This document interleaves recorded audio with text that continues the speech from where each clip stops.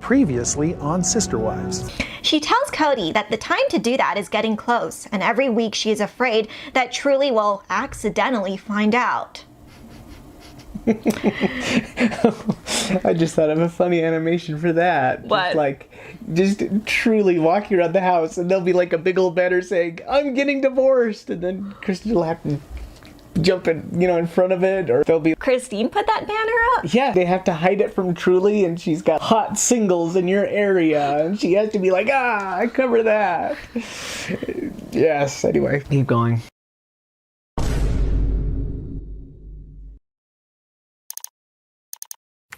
Hey, Mom, what are you looking at? Ugh! Nothing. It's just a pop-up. Okay, Mom. Hey, Mom, what you reading? Oh, nothing. Just a romance novel. Okay, Mom. It's fun to get away from the house every once in a while. Yuck. It's about time you left that jackass. What was Goofy talking about? Oh, nothing. We were just rehearsing for a play. Okay, Mom.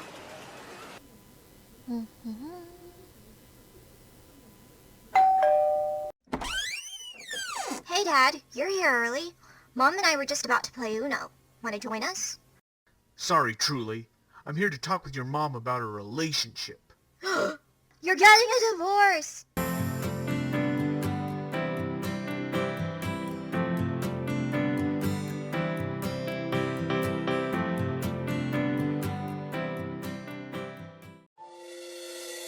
I'm going to meet some dude online and fall in love and want to leave my family. The first 20 years, I don't know, are not going to be really great. And if they are great, then somebody's lying. I mean, having favorites is not okay. If you want a successful family, you don't have favorites. I am not married to 3 other women. No, I'm just a narcissist. I have tended to be moody and self-absorbed. I'm not a good husband.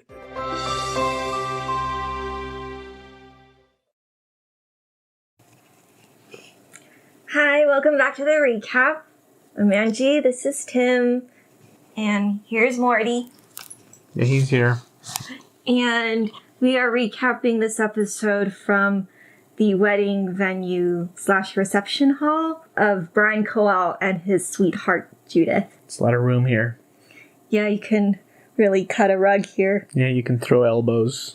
Get a mosh pit up in here. Anyway. We'll get to that. Announcements. Just your standard stuff. Christine has been documenting her love life on Instagram of how much of a better dad David is than Kody. Even if David was an asshole, which he might be, in comparison, he must be amazing. Why? Well, that's like saying that a real mediocre pizza is still better than the worst pizza that's ever been made. The worst pizza being Kody. Janelle's still learning about her RV. She plans to live there again for this summer. She's owned it for like a year, right? Yeah, because season 17, I think, took place in 2021. So it should be 2 years since she's owned this thing. Then she should have figured it out by now. Yeah. That's it for announcements. Anything you'd like to add? No. Okay, we'll just get right into it. Sister Wives, season 17. Episode 7, The Failed Priest.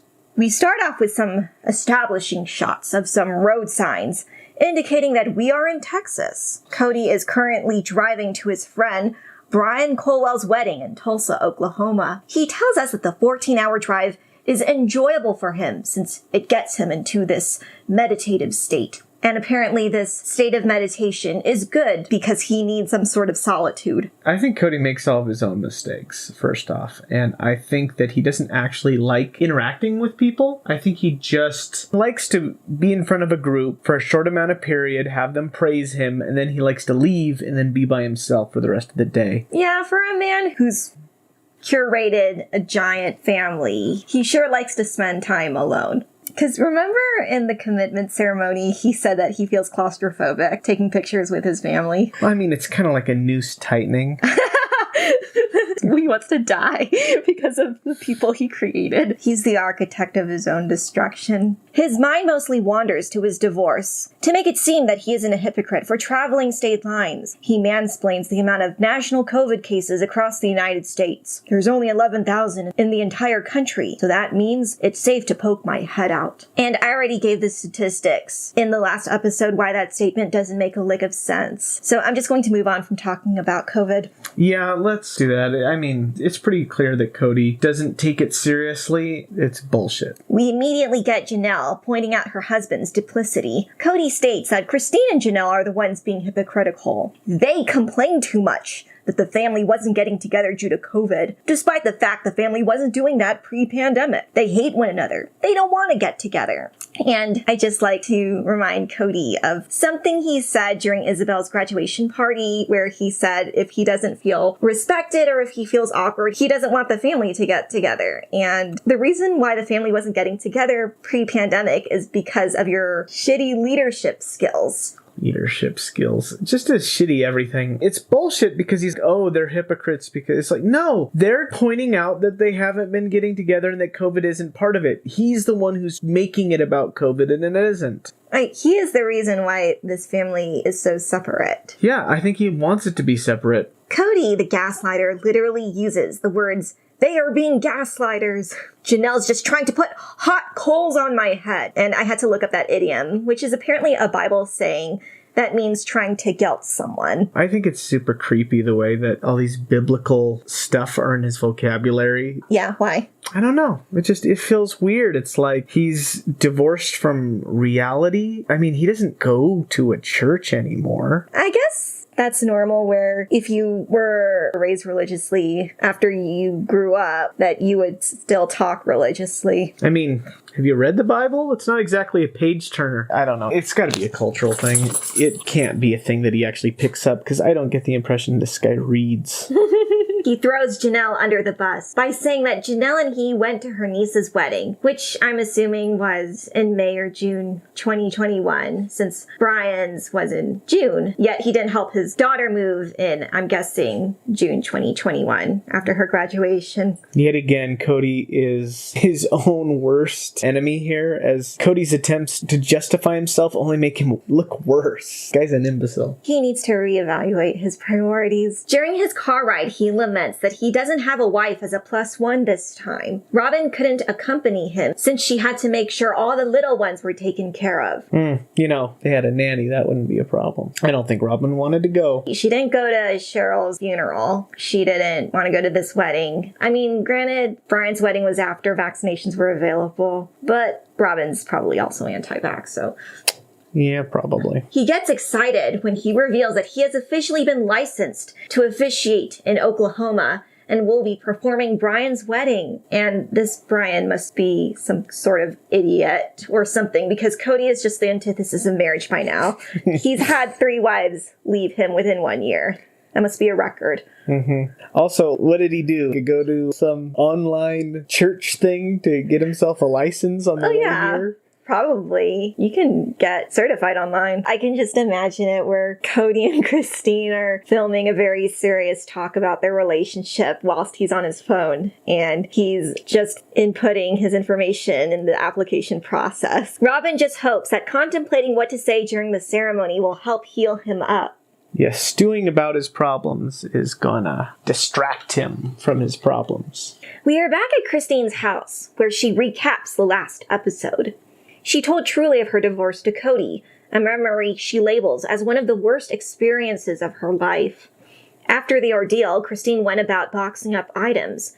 She went to check up on Truly, who then proceeded to box up her things as well, despite the fact that her mom didn't ask her to do that yet. We get a brief conversation of the aftermath of the revelation. Christine and Truly sit down in Truly's room, where the 11-year-old confesses that the initial shock was upsetting, but she came to terms with it by realizing that not much would be changing, except her parents wouldn't be together anymore. Cody should take notes. She goes, "I realize not everything is going to change. Of course we're moving out of Flagstaff. You got divorced, or at least were divorced for a while. I noticed signs that you guys weren't happy. You made it a point to not show that, so it took some time for me to notice. I'm okay now." Christine is dubious of her daughter's blasé reaction. Christine says, Even though she claims she's okay, she's still an 11-year-old kid. She's definitely not 100%, but this conversation between us will just be the beginning of a process that will take time. Truly tells Christine that she has already reached out to people who knew already, specifically Grandma Annie and Aspen. At this point, she is most disappointed by the fact that she was the last person in her family to know. I didn't like how you kept this a secret from me for so long and told me that we were going to move just a few months to that actually happening. Because remember in season 2, Kody had the stance to not tell the children that they were moving out of the state until 3 days that would actually happen. The same thing is kind of happening here, where what's the difference between telling a kid now and delaying it? It would probably stress them out less to tell your kids sooner so they aren't in a frenzy to pack things in a hurry. It's just as bad. Truly continues, why was I the last to know, considering I'm the one who's going to be affected by this the most? This felt like a betrayal. Kind of was. So again, this is Kody's fault. Christine could have, and probably should have, just been "F you, Kody," and did it anyway. We're going to have to beep that. Christine replies that telling her was the hardest part of this entire process. Truly says that she can understand why her mom would think that, since she's the youngest of her kids, but reassures her mom that when it actually happened, it wasn't that hard to come to terms with. Christine comes clean that she is glad that she made the decision to end things with her ex before interactions would have really started to bubble over. I'm glad these steps were made before it got to the point where interactions such as fighting or arguments between Kody and I would have become visible to Truly. I thought they were always visible. I don't know, maybe they just didn't argue in front of Truly. Which, don't do that in front of your kids. Don't argue in front of your kids. Yeah, I know, but kids can feel the vibe between people. Maybe just Truly's just that young. Maybe. I know Gwen and Isabel say that they've noticed it back in Vegas. It might be because she has no frame of reference. Her only idea of how married people act is her parents, so she might not have been able to perceive that there was this huge rift between them because it was the only thing she knew. This is how you know that Truly never stayed at Robin's house. Because she would have known what a happy couple looked like. Maybe that's why they don't want her to stay. Ooh, good theory. Kody then starts whining on the couch that he is upset that Truly isn't traumatized enough by this disclosure. This isn't fair enough to me. Christine has marginalized me so much within this marriage that she leads Truly to just blowing it off. They're blowing me off. And I was thinking, okay, Mr. Whiplash, you first said you didn't want Truly to find out because that apparently was devastating news a 10-year-old definitely shouldn't have to be dealing with. And now he's complaining that when it actually happened, she wasn't stressed out enough. She wasn't crying enough. Do you think he's so used to being around Robin's kids in particular, Aurora, who has these big, grand reactions, whether that be panic attacks when they had to move into another rental, or crying tears of joy when the adoption occurred? So Kody is saying Christine's kids are not acting normal or in the appropriate way that he wants them to. So you're saying in kind of the way that he's criticizing the wives for not behaving the way that Robin behaves. He's criticizing Truly for not acting in the way that Robin's kids behave. But I mean, he does that with all of his kids. All of them. Yes, Janelle's kids as well. Really, Robin's family has just ruined this man for anything else. Oh man.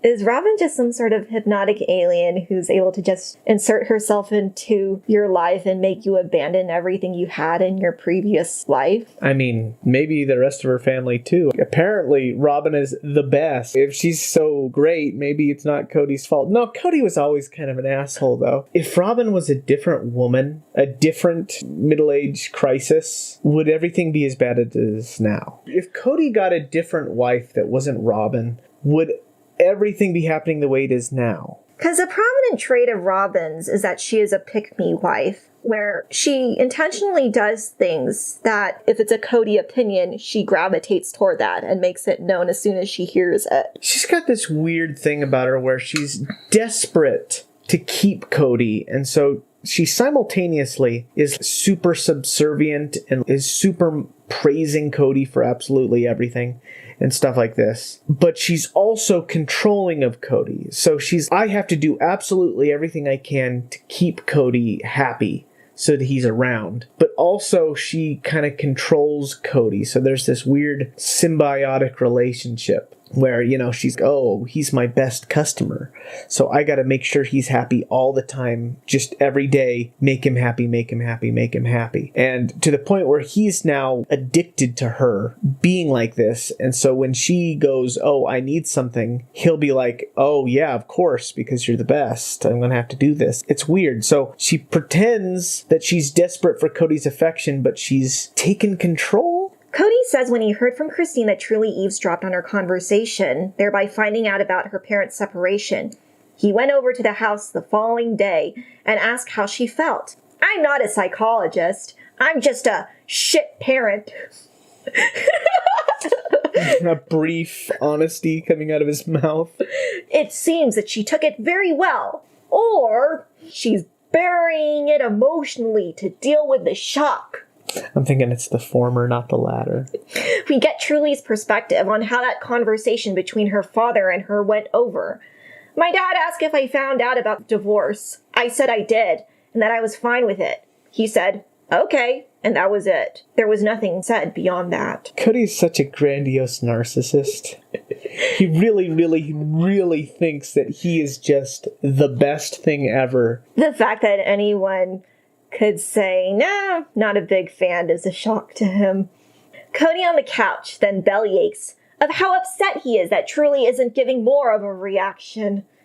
She loves this house. She should be devastated about moving. And again, this is like the time when David Preston, Robin's ex, gave up his rights, and he was upset that Dayton and Brianna weren't jumping for joy like Aurora. He's like, your father just signed over the papers that he's not your father anymore. Isn't that great? And Dayton and Brianna, he did that? And he's like, why aren't you happy? That means you get to be with me, the winner. You get to be with me. You're now on the Kody train, going to Browntown. Choo-choo. Your father doesn't love you, but I do, and that's all that matters. What does Kody's love mean if it's so conditional? It means that you are a winner because you did all the things that he wanted you to do. That's what God wants. Because Kody is God. Because Kody's God. He's like, the ultimate parenting manual is right here in the Bible. If you tell your son they have to kill their kid, they do it. This is what we're talking about. Oh, are you talking about Cain and Abel? Yeah. Modern problems demand ancient biblical solutions. Oh, God.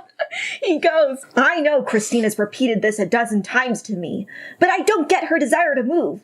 Why can't I get them to stay for my convenience? Did he really say that? No. Okay. Not the for my convenience part. He just said, why can't I get them to stay? Because remember last episode, he's like, because that would make it easier for me. God, this man's life is too easy already. Christine tries to lay out the agenda of the moving schedule for all the current members of her household with Truly. We're going to help move Isabel, but in a couple of weeks we will be back home again, where in a few days we will be helping Gwen move out. Do you want to move your stuff into the master bedrooms so that is something you at least have until we move in September? Truly politely declines the offer, opting to stay put in her current room, then has to cut the conversation short, since she is in the middle of boiling ramen. We shift gears back to the topic from the start of this episode, where Kody is having writer's block for Brian and Judith's wedding.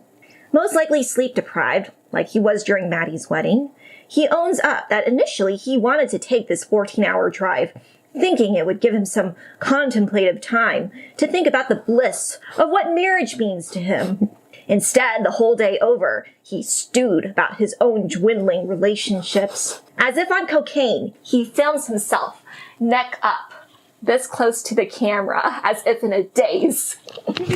He carries on griping about his lack of inspiration, while simultaneously showing us his journals. This energy is like the one scene from The Wedding Singer. Yeah? Where Adam Sandler is singing the song about how love is a lie and that we're all doomed to die alone, despising one another or whatever during the wedding. Yeah, that's kind of the theme here, where he's projecting everything onto this happy occasion. He's making everything about himself. Janelle chimes in, saying that Kody's love of being the center of attention when it came to doing sermons probably originated when the family moved to Vegas, where they had to do at-home church every week. This evolved further when Maddie asked him to officiate her and Caleb's wedding, which leaves us to where we are now. Kody loves the performance aspect, being in a large group of people and talking at them. Christine again says what we're all thinking of what was going on in Brian's head to ask this favor from Kody, knowing 3 of his 4 marriages are in the shitter. Kody pulls up to Brian's ranch. His friend is barbecuing, to which Kody asks if he is okay smelling of smoke on the day of his wedding. Brian responds that obviously he's going to shower and change, but in the meantime he has the marriage license so that Kody can get that taken care of, which, if I were in Brian's shoes, I'd be afraid of delegating any more responsibilities to this man because he's just going to forget. During Maddie's wedding, he forgot the rings. That was one of his few jobs. Yeah, Kody, he's a structure that isn't up to code already. Maybe we shouldn't be putting on some additional pressure. Brian retells how he and Kody became friends. They were at a sporting event when he met Kody, Janelle, and Logan for the first time. Did he say sporting event or did he say a sporting show? He said sporting event. Probably gun show. Yeah, probably gun show. A month passed and a different wife accompanied him to the event. This time it was Christine. More time passed and it was Meri's turn to be with Kody. He questioned Kody why he introduced 3 different women to him as his wives, to which he reveals, surprise, I'm a polygamist. Hard to believe. I'm sure that Kody introduces that he's a polygamist to the kid at the drive-thru. He'll get a drink and 4 burritos at Taco Bell, and the kid will go, okay, that'll be $12.50. And he'll be, isn't it weird how there's 1 cup and 3 hamburgers? That's just how God made us. You know, like polygamy. No one asked for his life story. Brian took it well, just so long as he didn't have to have multiple wives. As he and Brian enter the reception hall, Kody keeps pestering the groom if this is something he really wants, due to projecting his own failed marriages onto him. Brian has to explain that, yes, this is really happening. Yeah, but, you know, maybe not. Marriage kind of sucks. Don't you want to be a bachelor? Kody, you're projecting. The ceremony starts, and as Kody is nervously talking, he then diverts the topic of the sermon to be about him. Brian and I have known each other for 25 years, and dear friends for 15. He looks at Judith and playfully taps her on the shoulder. You nervous? 'Cause I am. If Judith and Brian ever heard me do a talk, they'd never have asked me for this favor. I get extremely creative, but this time I wrote it down. We then get the reason for the title of this episode. Kody says that in Mormonism, as the head of the household, he is the head/high priest, which is a term used to denote the status of the level of priesthood men in the LDS church get to hold. Yeah, so as far as his religion is concerned, he is the spokesman for God within his own family. So yeah, that's just a Mormonism thing there. I love 3/4 of the sentences from Kody's officiation are about him as the subject. Technically, I guess Judas and Brian are the subject, but it's about him. Oh my gosh, he's such a piece of shit.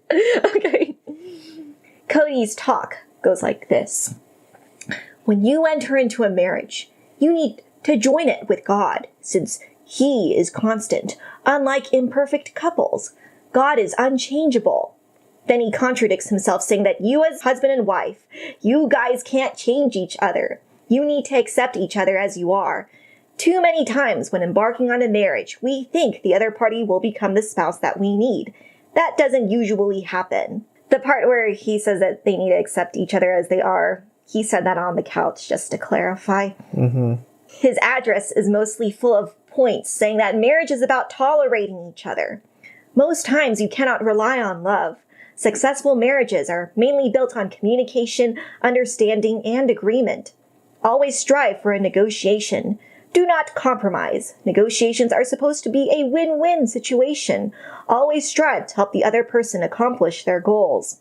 You know what? That's well phrased. Kudos to the person who wrote that Kody just stole from the internet. Because Kody doesn't believe in win-win situations. He believes in win-lose, where he takes everything and leaves nothing for the other person to leave with. I feel like he thinks win situations because he doesn't even consider whether or not the other person wins or loses. It goes beyond being self-obsessed. He's just not even aware of other people.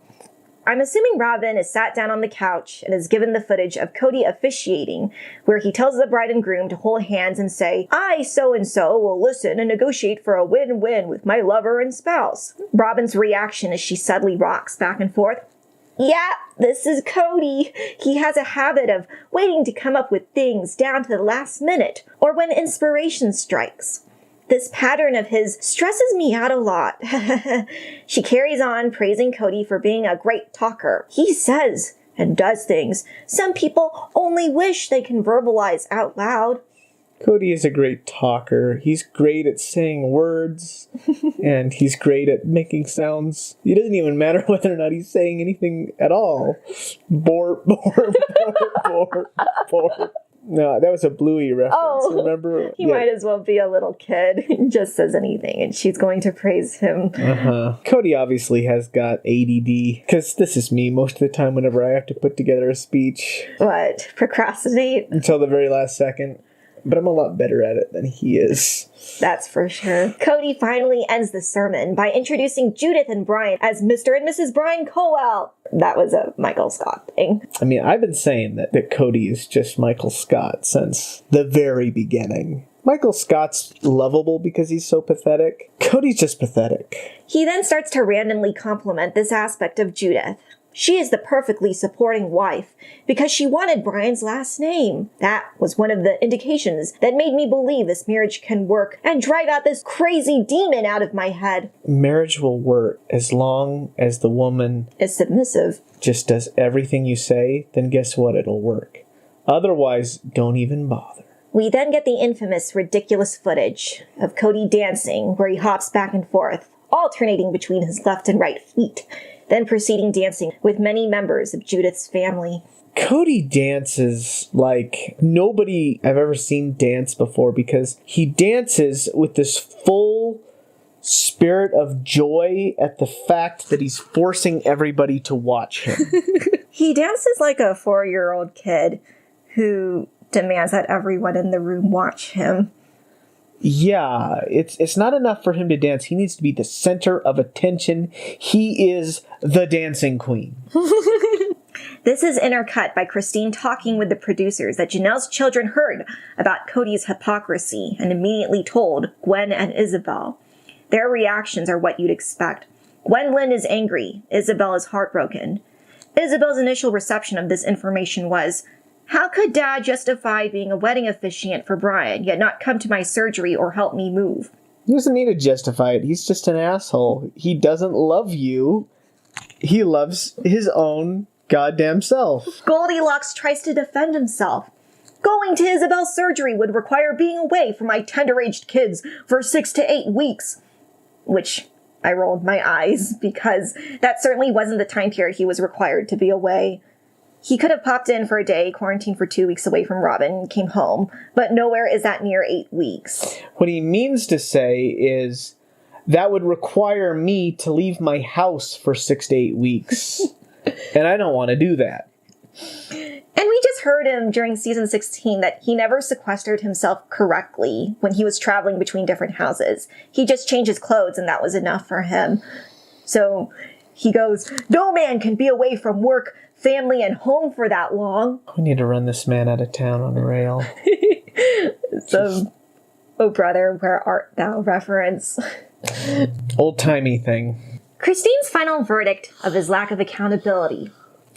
"What the hell? How dare you prioritize performing at Brian's wedding before taking care of your own family? It's a good thing I don't have to deal with this anymore because I'm not married to him. Who he is and the choices he's making. I cannot respect this man anymore." Kody has never prioritized. He's not prioritizing the wedding over his children. He has the same priority he's always had, which is himself. And it's just that before he saw his family as an extension of himself. He no longer sees his family as an extension of himself. Therefore, he doesn't prioritize them. He has not changed. He perceives his family as having changed because they're not doing what he wants anymore. Kody goes on with his excuses. "She protesteth too much," which is the wrong saying. Yes. "Maybe she should hold a mirror up to her face and see why she's trying to come up with excuses to frame me as the villain. The lack of love between us was there for a reason." God, I hate this man. He drives back to Flagstaff and happily announces that he has tested negative for COVID. Kody is seen hauling out some wooden planks out of his truck. He is helping Janelle level the RV once more. Janelle says that this step intimidates her the most. Kody is less worried since he claims this task will take 10 minutes tops, whilst questioning Gabe and Janelle about the structure of the vehicle. In the meantime, Janelle is learning how to get all of her electricity from a single generator and is hauling her water by hand. She's just so sensible. Kody keeps claiming that the auto level doesn't work. Christine gives her perspective. When Janelle isn't on Coyote Pass, she's at my house. We have coffee breaks and breakfast together. She does her laundry here. This image is immediately juxtaposed with Robin sitting by herself on a red bench overlooking the property.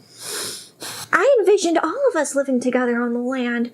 It's weird, though, that every time I was sitting out there, Janelle was gone. If I ran into her, I would have said hi. Which I think is kind of presumptuous of Robin to expect Janelle to be there on the random time she comes over. I thought, why couldn't you communicate you wanted to meet up? You know Janelle is gone a lot because she has to literally do all her bodily functions at Christine's house. See, that's the thing. She wants people to drop by to visit her, but there's no way in hell she's going to drop by and visit them. Oh, so Kody again. Because it's the same thing where the family works for Robin. Robin doesn't work for the family. We are back with Janelle, Gabe, and Kody figuring out the fifth wheel. Gabe starts by telling Kody how the auto level works. It shifts the trailer by 1/10 of a degree from the point when we manually shifted it ourselves by pulling it all together. Kody gives in. Fine, hit the auto level. Robin lies that if Janelle is able to get something out on the property, then she will be her favorite person forever. That's all I want is to get on that property. And this is problematic because a lot of Janelle's construction is hindered by Kody's delay tactics, and Robin claims that she can easily get him to do what she wants. She doesn't want to get on the property, or at least that's not her top priority. Well, she doesn't want to get on the property if it inconveniences her at all. Oh my gosh. Christine recounts that same dream she once held of living on Coyote Pass. I fell in love with the land as well when I first moved to Flagstaff. I imagined the entire family settling here, but year after year, we did nothing. Nothing. And more nothing. During that time, my marriage between Kody and I grew so distant, and things got worse and worse. Meri is also questioned why there is nothing being done on the property. She parrots Kody that it needs to be paid off entirely in order for anything to be done on it, even though in later episodes it's revealed they just need to pay it off in order to redraw the lot lines.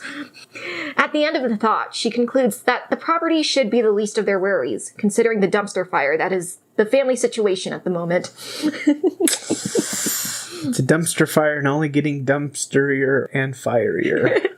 Kody proceeds to discredit Gabe's knowledge on what the buttons in the RV do. The 20-year-old questions his dad. You want to kick me out of here? I'm the only one who knows how to fix this. Let me show you. His dad continues saying how incompetent Gabriel is to the cameras. He has no idea what he's doing. He's never leveled this RV before. He hasn't driven it. He hasn't read the manual. He doesn't know what he's talking about. He doesn't know what he's doing. And I thought this was very unfair of Kody to say because as a dad, you should always encourage your kid to develop new skills. Obviously, no one knows what they're doing.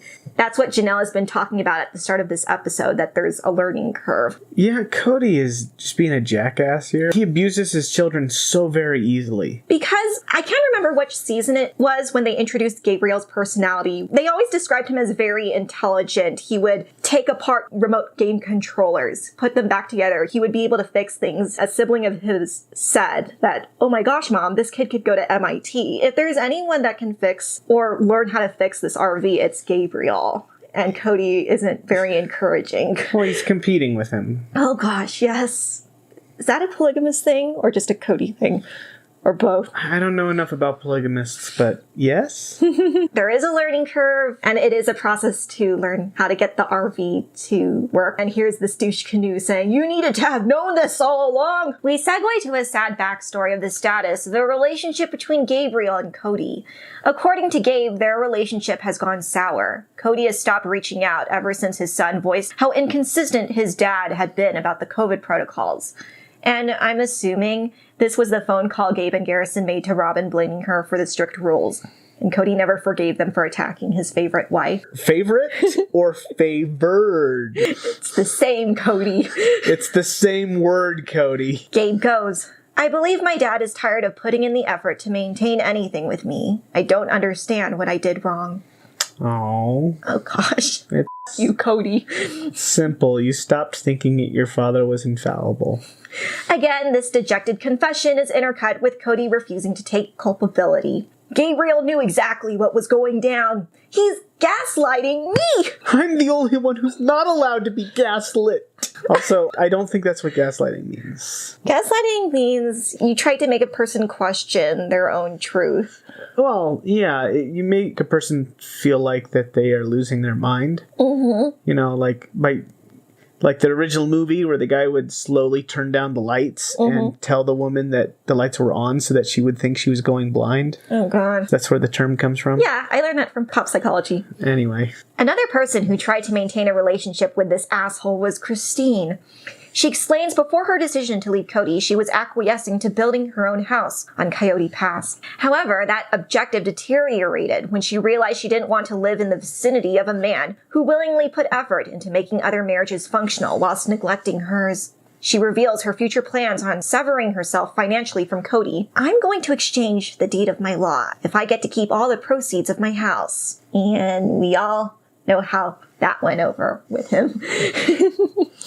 The meetup ends with Janelle basically saying how hard this endeavor is taking.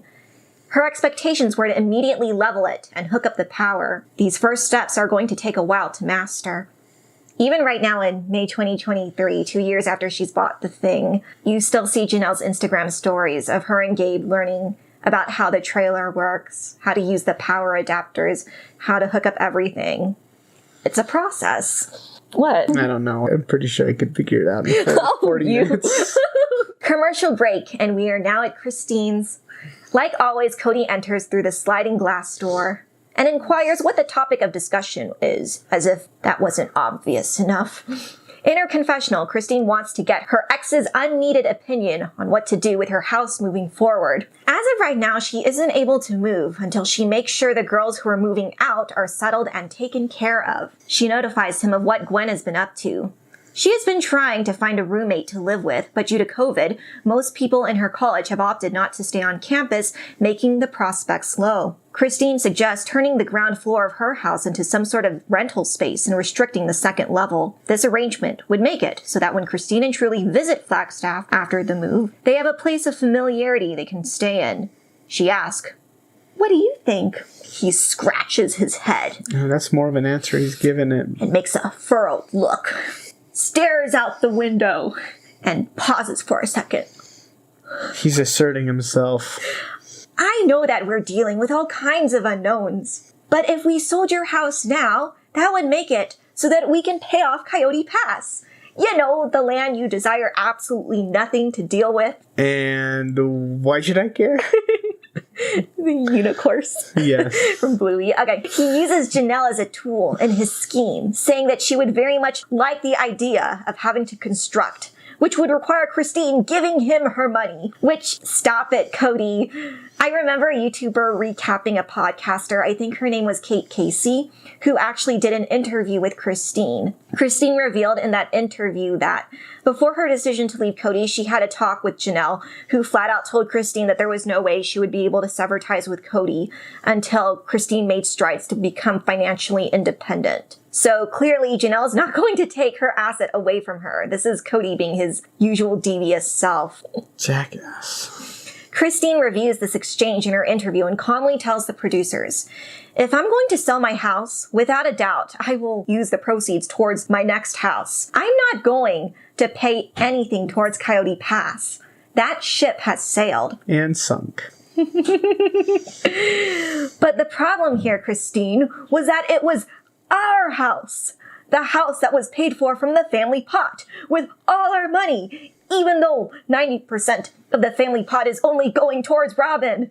The family bought that house. It's not yours. Me and Robin gave you the down payment for that house because you couldn't qualify for financing, so it belongs to us.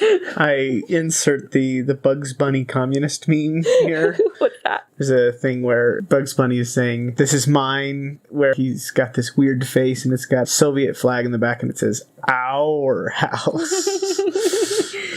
I have to find that. The last statement where Kody said that because Christine couldn't qualify financially for the house, he and Robin had to put up a down payment for her, that caught me off guard because I was thinking was it season 4 or season 5, Christine had decent credit to build her Vegas home and Robin couldn't qualify for the loan. So I'm thinking the situations are reversed, despite the fact Robin is still not working. Kody is saying Robin and him were able to qualify for a house, but Christine wasn't due to the fact that he and Robin are legally married, so it looks like they have more on paper. And that doesn't make sense to bring that up to Christine and declare that she is indebted to them due to this caveat of legal marriage. I mean, Kody doesn't care. Whatever gives him leverage, he's going to take. He goes, "We bought that house for her, so that is our money to keep." That's not how it works, jackass. Seriously, this guy.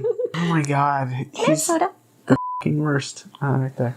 Forgot to bring my water bottle. Mm-hmm. You give me some more. I need to choke down all this bile. I'm sorry. Maybe this is why everybody reviews this show drunk. Maybe we should start doing that. Maybe. I don't know if I'd be funnier or not. I think you'd be hilarious. Oh, yeah? Yeah. Anyway, let's keep going. Okay, his idea is for Christine to sell her house, and the money is used to pay off Coyote Pass. Anything left over would go over to her to start her new life. She would then sell her lot to them, which I'm assuming Kody is going to scam her into not paying the full amount for the land, but she'd be desperate at that point to get any money. Mm-hmm. She goes, "No, I've been making the payments on this house by myself. The deed is in my name. You will not be getting any money from me." So Kody is just whining that he wants the money from the house because he knows that the house is worth more than that tiny piece of land that Christine was allotted.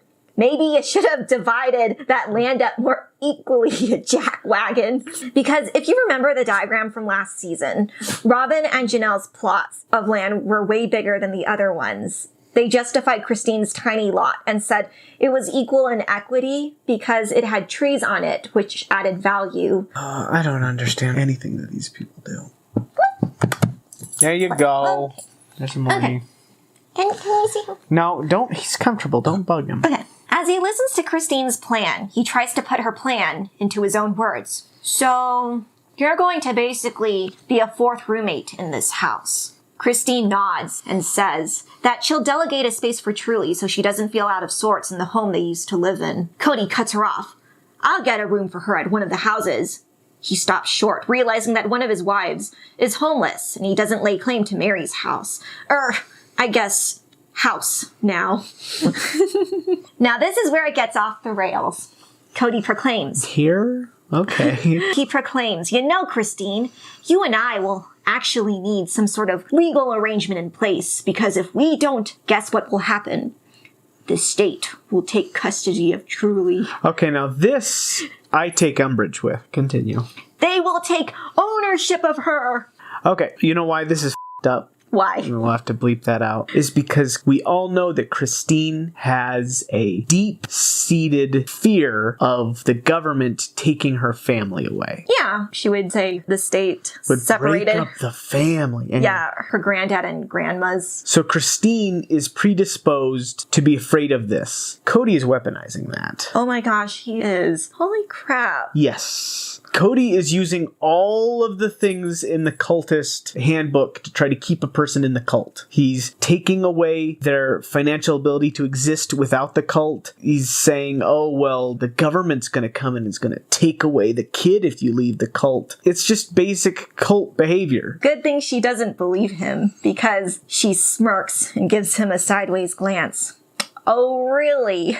We're not legally married. Even if they were legally married, why would the government take the child? I know. This is not something that they care about. Why would you take a child away from two people that want the child? What would you do with the child? Oh, he goes on. He tries to protect himself in his confessional, saying that he was outright lying to her. He chalks it up to being creative in the moment because I didn't know what to do, so I started being a piece of shit. There is this thing in the manosphere where it says that if you're getting divorced, you're getting screwed, bro. Oh, God. He literally said that? Yes. Okay, I thought you were making a joke. No, he said bro. I didn't know what to do, so I just started talking out my ass. Like you do. It's a thing, Christine. We need to have some sort of agreement that says 50-50 truly, and we work out the details over time, because I am not paying 7 years of child support, or else you're gonna have to get a lawyer, state government, and that lawyer will take every dollar you have. Lying again. This guy's such a piece of shit. Christine shakes her head in disapproval. Does he not understand that I do want him to be around his kids? What's with all these threats to get a 50-50 custody agreement in place? All I wanted was for him to be around my girls. He's making no sense whatsoever. At this point, I would do it just to spite him. Even if the child support only covered the lawyer fees, I would still do it. Because that's what she explains, not this episode, but the next episode. She's like, what 50-50 means, besides custody agreement of Truly, is that we consider all of Robin's and your assets. We split that down the middle, and half of that is mine. So if you want to go that route, that's going to be problematic for me, but that is definitely possible. He doesn't want 50-50. He wants 100% of the money she's entitled. Kody is constantly on projecting mode and confesses that he said all those things because he doesn't trust Christine to do the right thing. No, I don't trust her. Why would I? You know, like, what's the next move she's going to make against me? Divorces are just messy. Plain and simple. She is going to move to a state that will drain every last dime out of me if she wanted to pursue that. She puts her foot down. I'm not getting any lawyers involved. He immediately counters with, you might need a lawyer to write that down. You know damn well that Kody's got a lawyer. Is it Drew Bryan? That lawyer turned sci-fi writer from Sinking Sister. I mean, maybe. If you're inbred, you might as well have an inbred lawyer. We flash back to the last episode of season 16, where Kody is filming his realization of when Christine boxed up all his things. He goes, she claimed that she was being benevolent when she packed up my things, saying that time I would have done packing would have been spent with the girls. She's right to a point. I wouldn't have boxed up my things at all. I would have been obstinate about it. Because that's my house! I still wanted to live there, despite never living there. He just wanted to have the option of living there. Maybe he'd want to live there later, but he really just wanted to turn it into an Airbnb. Ta-da! That happened. Yeah, I know, but not his Airbnb. They still go back and forth on this fake child custody agreement. Christine tries to placate him. So what should I do about my move to Utah? Kody almost jumps out of his chair. No, don't ever involve Utah, even if you live there. Get a child custody agreement in Arizona. He clarifies in his talking head that Christine and Truly are moving to a state that hates him. What's going to stop her from teaming up with their legal system and going after me? I don't trust her. Whether she'll be good to me or not is unknown. Okay, one, I don't think a state can hate you, but I'm sure he thinks that he is so great that one would. He did sue Utah or whatever, but it's not like Utah can pass a law just to spite him personally. This guy has an overinflated sense of importance to the world. I really hope you're wrong, because I really hope that they pass a law that's the anti-Kody law. All Kodys must pay money to Christine. Christine then holds his feet to the fire. Okay, fine. So you'll provide Truly with a room when she visits you? He sheepishly confirms that. She's gonna love that. Kody goes, she may or may not. I don't know. To which I believe he was thinking if Robin may or may not love that idea. Because like you said last episode, Kody is incapable of making any commitments to any of his wives without Robin's permission. Yes, because he doesn't have the authority to. Only she has the authority to. Which is ironic because Kody, he's got a hard-on for the word authority. The swollen neck turns the head. God, that's terrible. Go, keep going.